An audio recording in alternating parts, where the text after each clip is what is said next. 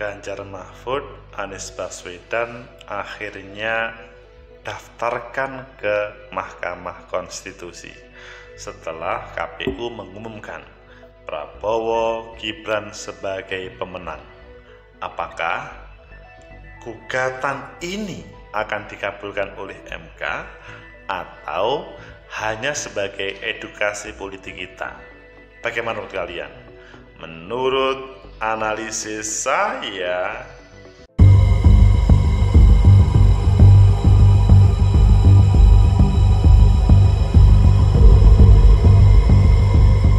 Assalamualaikum warahmatullahi wabarakatuh. Salam sejahtera untuk kita semua. Pecinta masa depan negeri, tegakkan kebenaran, lawan ketidakadilan. Demokrasi yang hari ini banyak kritik, maka ditindaklanjuti oleh pasangan 01 Anies Baswedan Muhaimin Iskandar dengan 03 Ganjar Pranowo Prof Mahfud MD, yaitu mengajukan gugatan atau permohonan ke Mahkamah Konstitusi.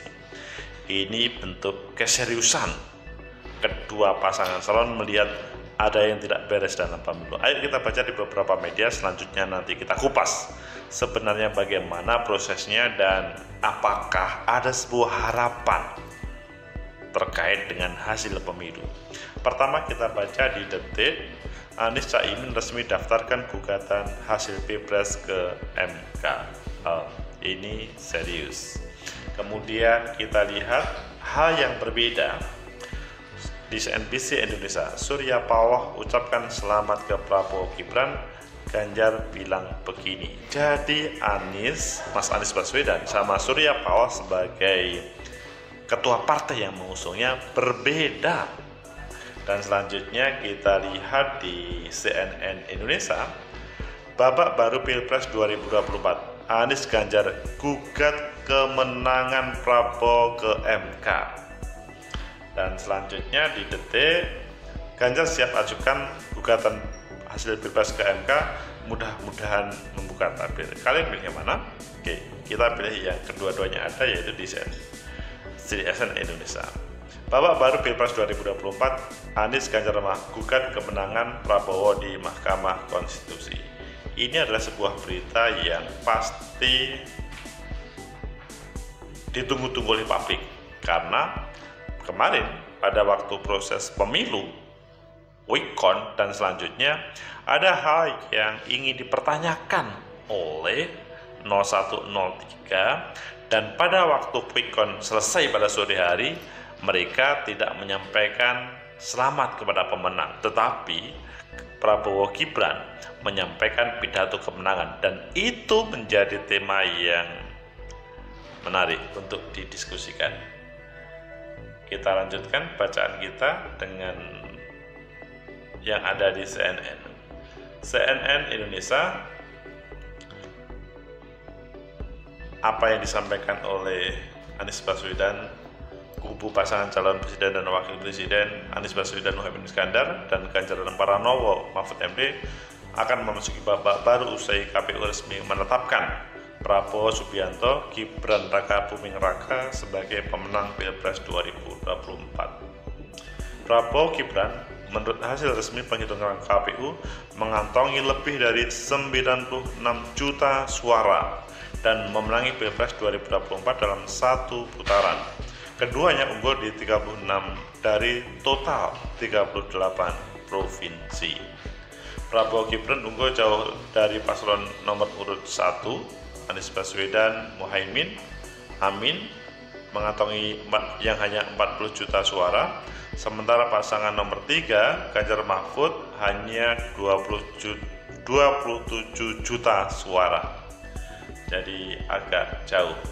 Ganjar merespon putusan resmi KPU dengan memastikan akan mengambil langkah hukum di Mahkamah Konstitusi. Kita sudah nyiapin banyak itu. Terpisah, Deputi Hukum Ganjar Mahfud telah menyiapkan 30 saksi dan 10 ahli dalam rencana gugatan perselisihan hasil pemilu mereka layangkan ke MK. Deputi Ganjar Mahfud, Todung Mulya Lubis, mengatakan gugatan rencananya akan mereka layangkan di hari terakhir. Nantinya mereka akan menunggu sidang yang dijadwalkan oleh MK. Kita ada saksi mungkin 30, tapi tergantung MK menerima semua saksi. Kita punya ahli ada 10 kembali ke MK. Amin sudah gugat ke MK. Kubu Anies Caimin telah mendaftarkan oleh tim hukum nasional Amin pagi tadi. Dilansir dari laman MK, permohonan tersebut terdaftar pada 01/A4A P3 Pres dan sekian.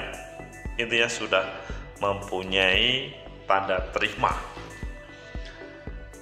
Salah satu permohonan dalam gugatan itu meminta agar pemungutan suara Pilpres diulang tanpa keikutsertaan Gibran Rakabuming Raka sebagai calon wakil presiden.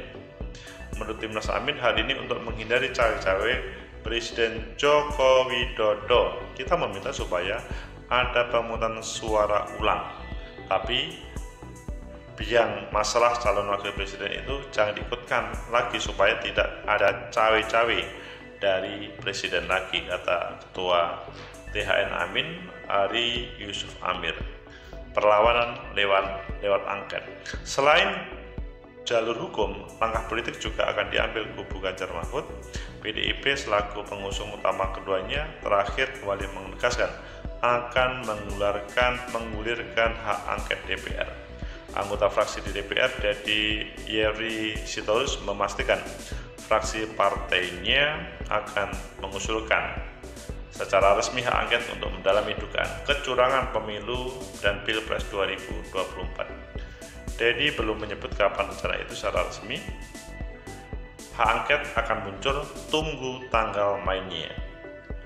Politikus PDIP Adian Napitupulu mengungkap sikap petinggi fraksinya yang sekaligus ketua DPR soal rencana hak angket pemilu.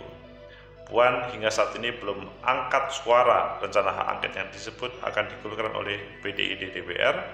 Saat pembukaan masa sidang 5 Maret lalu, Puan juga belum muncul. Mbak Puan sebagai ketua DPR tidak pernah menutup mata dengan apapun.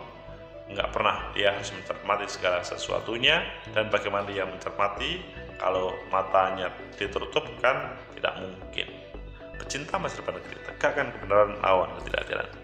Intinya adalah 01 Anies Mohaimin dan 03 Ganjar Mahfud sudah mendaftarkan. Pertanyaannya kembali, apakah ini akan membalikkan hasil, maksudnya permohonan dikabulkan, atau ini hanya sebagai edukasi politik? Menurut analisis saya, pertama, ini sebuah momentum untuk menghadirkan kebaikan dalam dunia politik kita. Jadi secara resmi memang siapapun dalam proses kontestasi boleh mengajukan ke Mahkamah Konstitusi. Itu bukan yang hoax itu atau hal yang dimainkan, tapi ini adalah wajah demokrasi kita yang memperbolehkan siapapun untuk mengajukan ke Mahkamah Konstitusi. Jadi ini resmi. Kita belum tahu apa yang akan diputuskan MK nanti. Yang pasti bahwa MK pernah menolak permohonan pemohon, MK pernah mengabulkan permohonan pemohon secara sepenuhnya. Beberapa pilkada didiskualifikasi, beberapa pilkada yang menang dijatuhkan, maksudnya didiskualifikasi, tapi ada beberapa yang kemudian separuh permohonan dikabulkan. Jadi dari itu semuanya, maka everything is possible dalam proses Mahkamah Konstitusi, sehingga kita sangat menghormati terhadap apa yang ditampilkan 01 dan 03. Ini sikap yang tegas. Meskipun Pak Surya Paloh memberikan ucapan selamat kepada Prabowo Gibran. Tetapi kalau menurut saya ini menjadi analisis yang kedua. Apa yang disampaikan oleh Pak Surya Paloh itu adalah sebagai anak bangsa yang memberikan contoh. Ucapan itu boleh-boleh saja dan itu bagus. Tetapi apa yang dilakukan oleh Anies Mohaimin itu tidak salah. Jadi tetap mengucapkan selamat, tetapi kemudian proses Mahkamah Konstitusi karena ini bukan ilegal, tetapi malah dipersilakan untuk apakah ada hal yang perlu diluruskan oleh MK, itu menurut saya sangat bagus. Jadi antara Mas Anies, Pak Surya Paloh itu bukan bertentangan, tetapi tradisi demokrasi yang perlu dikembangkan dan hak konstitusi yang harus dijalankan. Itu kemudian begitu juga yang terjadi kalau dalam bahasanya Mas Ganjar, kemudian ada Mbak Puan sampai hari terkait hak angket sepertinya belum menampilkan dirinya. Dalam bahasa Adiana Pitupulu memang Mbak Puan ini harus super hati-hati mencerna sebuah permasalahan supaya apa yang diambil menjadi sebuah sikap keputusan nanti tidak ada yang salah karena beliau adalah ketua DPR, sehingga ini clear bahwa tidak ada masalah terkait dengan ucapan selamat maju ke Mahkamah Konstitusi ataupun Mbak Puan yang selama ini belum memutuskan atau belum terlihat sikapnya. Kemudian yang ketiga, ini pertanyaan yang tadi, apakah permohonan dari 01 dan 03 akan dikabulkan? Kalau dalam bahasa persidangan itu kan dikabulkan atau ditolak. Permohonan pemohon dikabulkan, diterima, atau ditolak. Atau mungkin dikabulkan separuh. Tetapi kalau melihat dari proses ini semuanya, memang ini menjadi ujian bagi para hakim Mahkamah Konstitusi. Apakah beliau bisa menampilkan dirinya sebagai hakim yang netral, hakim yang adil, berdiri untuk semuanya, bukan berdiri karena pesanan atau karena ada kedekatan. Ini demi tegaknya demokrasi di negeri ini. Semoga aja pengalaman dari PSI yang kemarin menjadi peserta pemilu dan kelihatannya berbagai ornamen banyak dan tidak sampai 4%. Awalnya ada disinyalir akan dikabulkan, maksudnya akan menjadi peserta pemilu 4% dengan operasi. Tetapi hampir setiap hari berbagai anak bangsa mengkritisi hal itu. Awas kalau menjadi 4%. Akhirnya hal itu tidak terjadi dan semoga di Mahkamah Konstitusi, hakim Mahkamah Konstitusi seperti itu, tidak melihat pada hubungan keluarga atau hubungan kekuasaan. 9 hakim MK meskipun memang backgroundnya berbeda, tapi pastikan ini adalah untuk kebaikan bangsa.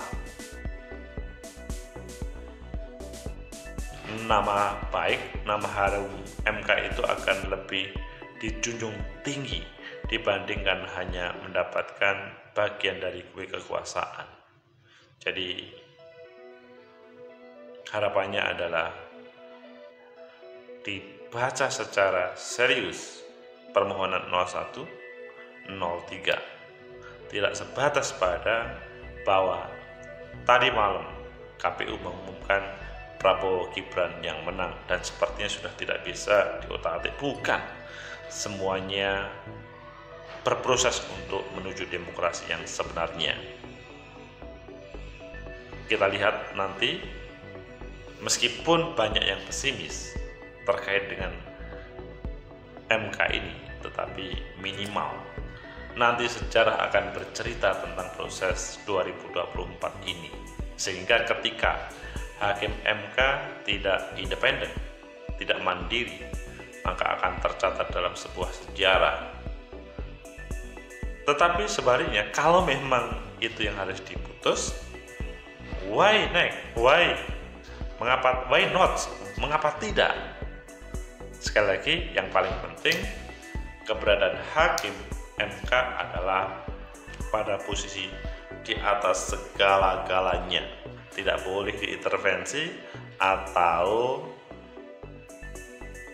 disetir oleh seseorang. Semoga bermanfaat. Like, subscribe, komen,